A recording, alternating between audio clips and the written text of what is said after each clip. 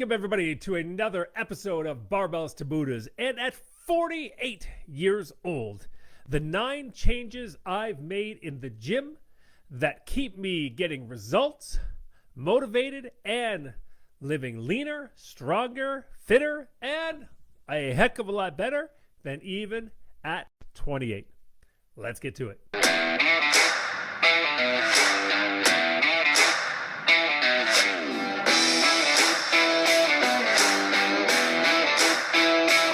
What's going on, guys? I'm Roy Alexander, men's 40 over body transformation coach and host of this very Barbells to Buddhas, the official place for guys just like you and just like me who want to start living leaner, stronger, longer, and of course, you know it, a hell of a lot better. Now, what's better for you? I can't say, but I can tell you what it is for me. It's living my leanest, strongest, pain-free body at 48 freaking years old, traveling the world, doing fun shit. Gotta whisper because I got the kid here today. Like family kayaking, stand-up paddleboarding, West Coast road trips in the Jeep Gladiator, snowboarding, hot springs, Muay Thai in Thailand, beaches in Mexico, yoga in India, maybe some Cali stick fighting, just hanging out in Manila, Philippines. While, of course, eating all the amazing foods and flavors I can while staying in my leanest, strongest, fittest, best shape. And listen, my friend, if you're in your 30s, your 40s, your 50s, even 60s, you're saying, listen, there's no way that could be me. It can. Okay? I coach clients all over the world from 20s to 50s, and all of them, every single one, have earned their best bodies. And it can be, I'm telling you, we do it every single week. So do us both a favor, you and me right now. Pack up, I should say, that weak inner sauce, inner monologue voice. Tell that little whiny voice of failure and self-doubt to STFU.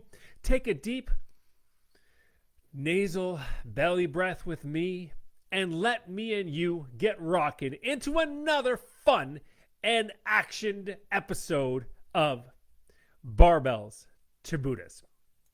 So like I said, guys, there is, in the description, I wrote that depending on who you listen to on social media, there's people telling you that training in your 40s is entirely different than training in your 20s.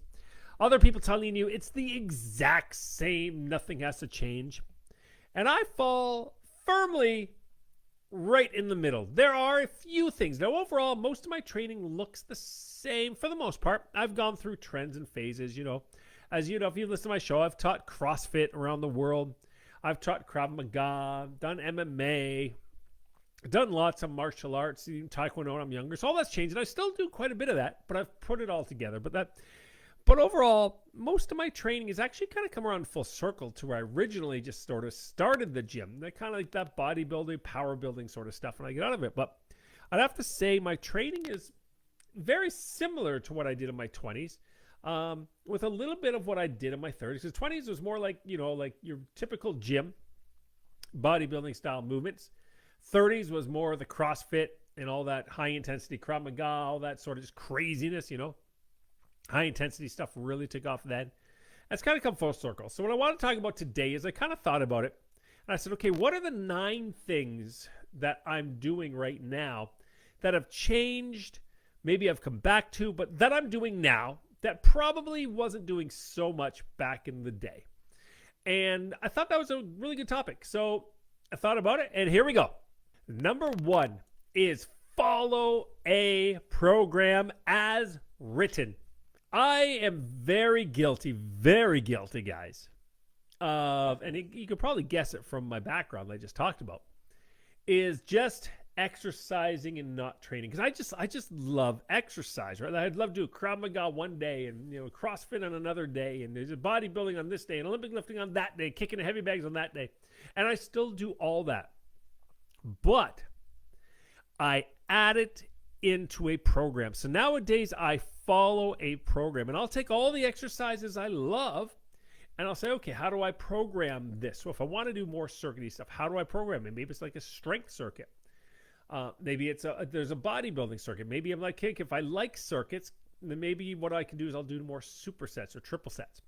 But following a regimented program for a set period of time and then changing it up. So my average program is probably about 6 weeks. I follow everything for about 6 weeks or so with some little tweaks here and there. But overall, I could probably say my program changes a bit after 6 weeks. And I go through different blocks. So I'll go through well, I'll give you right now, for example.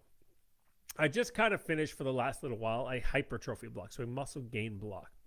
And I was like, you know what? I just feel like I need to lift heavier for a little while. So I've come back to it. I did this a long time ago. I probably should do it more often, but I did this a while ago. And I've just come back to what's called Wendler's 5-3-1 program. Without getting into too much details, it's basically you lift in that 5 rep range. So, I'd say moderately heavy for 5 reps. So one day is bench press. One day is squat. One day is overhead press. And one day is deadlift. And I've modified the program quite a bit, actually. So I follow those main lifts, and I'll talk about this in a minute, but I have modified it, particularly when it comes to the accessory exercises. Because here's the thing. If you follow that program kind of as written, at least how I understand it, and there's not a lot of back work in it, and I don't want to ignore back for the whole period because it goes 5. So for a whole week, you do 5. So you do 4 days, 5 reps. And then the next week is 3s. And then the next week, it's a 1. So you try to hit kind of like a PR, sort of. So you just go really heavy for 1 rep, right? And then there's a deload week. And that's kind of the program. And I'm going to repeat that twice, but I've changed it up, like especially the accessories and stuff quite a bit, adding in more back. And I guess I'll just have to jump into number 2 because it sounds like I'm talking around the changes, and it's true because number 2 is less barbell and more dumbbell and machines. And here's the thing, like 5-3-1, what really is a barbell program. But in your 40s, just focusing on the barbell, that straight, typical barbell, the one that we all think about, not the best idea, especially if you want to stay pain-free. Now, I can say this. I've luckily stayed pain-free. It's because I've quite often switched out the barbell quite often. Even a long time ago, I was always like, I just see all these dudes, they're like banged up from just too much barbell. So I was promised myself a long time ago I want to do that. So my 5-3-1 is pretty much not really with the barbell to a point. And really, I don't want to be with the barbell at all. So let me give you an example of the perfect 5-3-1 program for like dudes over 40, in my opinion, at least when it comes to the use of those big numbers in the barbell. For the bench press, I would much rather use a Swiss bar, which has your hands sort of in that more anatomically correct position. Now, problem is, I don't have access to one of those bars currently. So I have to use the straight bar for the bench press. But I would, in a perfect world, I would actually use the Swiss bar. Now, for squat day, I'm using the safety squat bar, which is much more just friendly on your shoulders particularly. So I'm using that instead of the straight bar. So I've modified that bar. On deadlift day, I'm using the trap bar, which in my opinion, 1,000 times better. There's no brainer. I don't even do regular deadlifts, rarely. So I'm using the trap bar for that. And then for my overhead press day, I'm actually using the Smith machine right now just because it allows me to push pretty heavy without having to really focus a whole lot of technique. I just load it up, kind of set my bench back to, pretty steep incline and just go pushing it. And even then, if I had access, I'd probably use a Swiss bar for that too. But the Smith machine, I think, is a really good option for that as well with the safety setup just at the perfect point. So really focusing on not having that static kind of shoulder blasting barbell and using specialty bars because that's what they're for, and there's so many great specialty bars out there. But I've also started using a lot more dumbbells for ranges of motion and a lot more machines for those days I just want to go crazy and push. Now, you got to understand something about me. For the longest time, guys, I was in that CrossFit world, right? Where it's like, if you use a machine, you are a buffoon. You are a fool if you use machines. Well, I've come pretty much around full 180 on that. And I actually use probably about 40% of my training is really with machines right now. If not more, I've never actually done the math. But let's just argue for sake of it, 50-50 is machines compared to free weights. And the barbell is probably the least amount.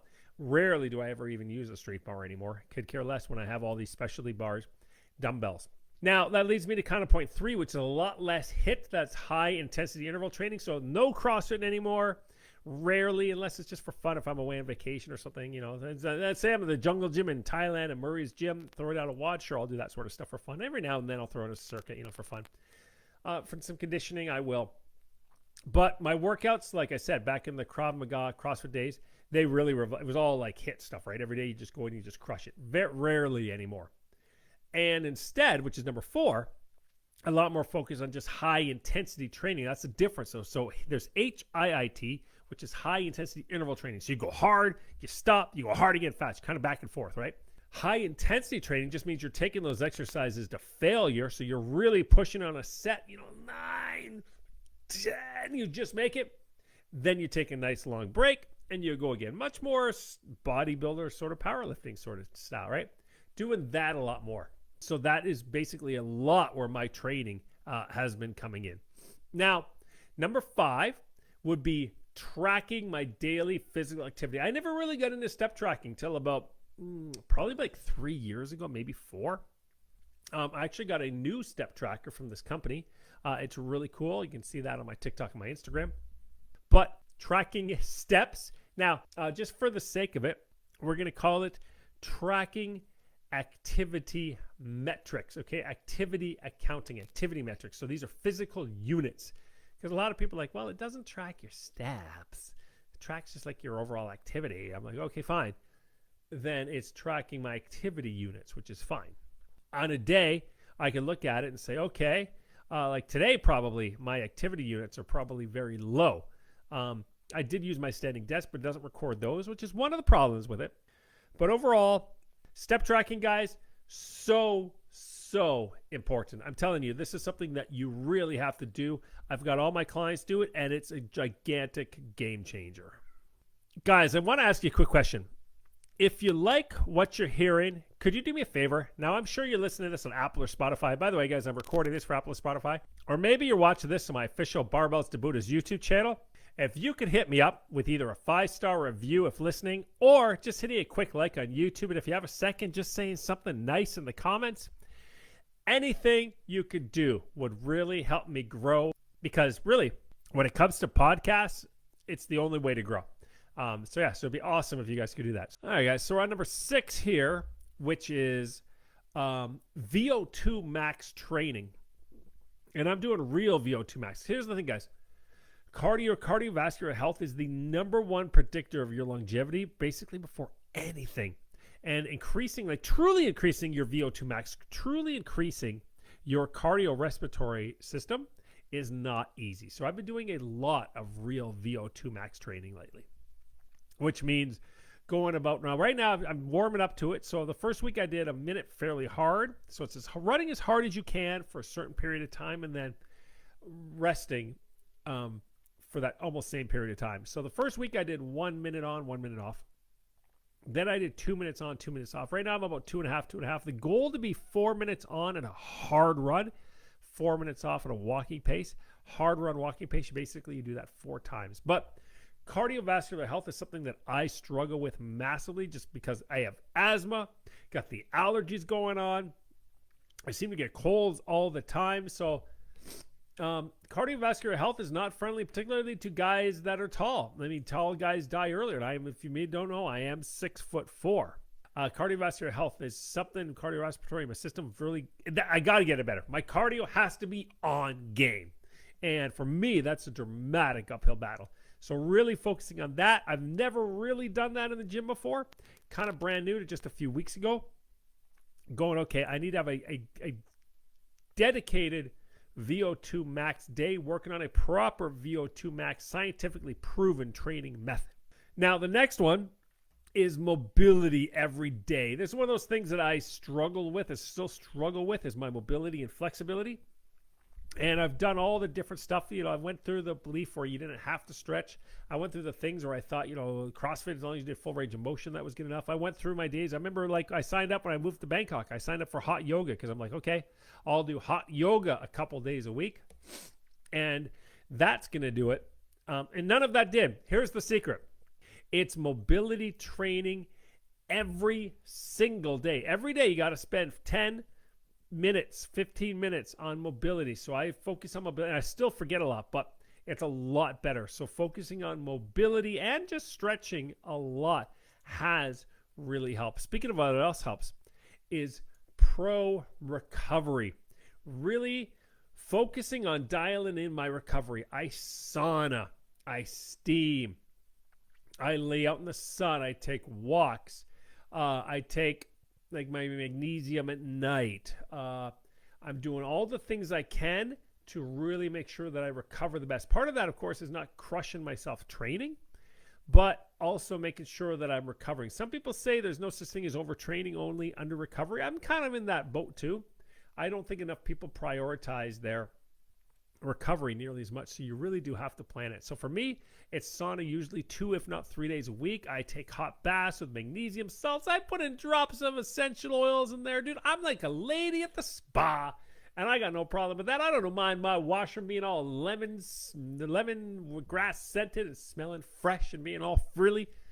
I don't care, man, enough that I can say, hey, you know what? I do all that stuff. Like, girl, a towel wrapped around my head with a glass of alcohol-free wine. Well, it's a glass of kombucha.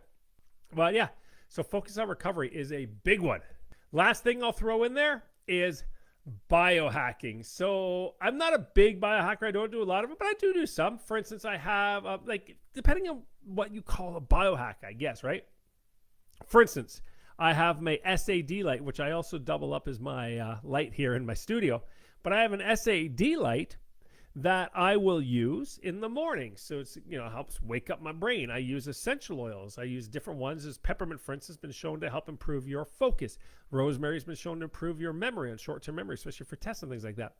Citrus has been shown to improve mood. So I'll do that sort of stuff. I believe in just physical biohacking, things like using a squatty potty. But, I will I'll use meditation, podcasts, things like that. Sometimes binaury beats, not so much. But things like, you can get this thing, like I'll put this thing I put in the freezer and I put it under my pillow to keep my pillow colder. Again, that's a biohack because it keeps your head cooler. It helps you get a better sleep. So I do biohacking stuff. I'll use the tanning bed every now and then. It does make me feel better. It gets an infrared sauna. It can be a biohack, I suppose. Just depends what your definition is. I don't get too crazy. I don't go down the rabbit hole much. For me, it's like the last thing I do. It's like the last thing. If I had to give up anything on this list, that would be most of that stuff. Things like my SAD lamp. Oh, my blue at nighttime, right around 7. So, it's about close to about 7:30, almost 8 o'clock right now because it's summertime. But we have these light bulbs all throughout the house. I have one in here right above me. Have one in the washroom. Have one in the bedroom. Have one in Damon's room. And these are basically bulbs with no blue and green light spectrum. So they're great bulbs for helping you. They don't help you fall asleep, but they don't keep you awake, right? So how you hear about all the things about, you don't have bright light at nighttime. It's 100% true because of the blue and white light. Like this SAD light is the exact opposite that I'd want to be using in 1 hour, but it's only 6:30 right now, so it's okay. So for me, like light is a big one. For me, the light is kind of my biggest biohack, like blackout blinds and for the mornings. And in an ideal world, I would actually have like lines, I'd like, at sunrise, they rise up and the whole thing. Speaking of that, I do use a sunrise lamp. I have a sunrise lamp, which, guys, if you do not have a sunrise lamp, you do not know what you're missing. So yeah, so my 3 lights I use in my life outside of normal lights, 4. So sunlight, number 1.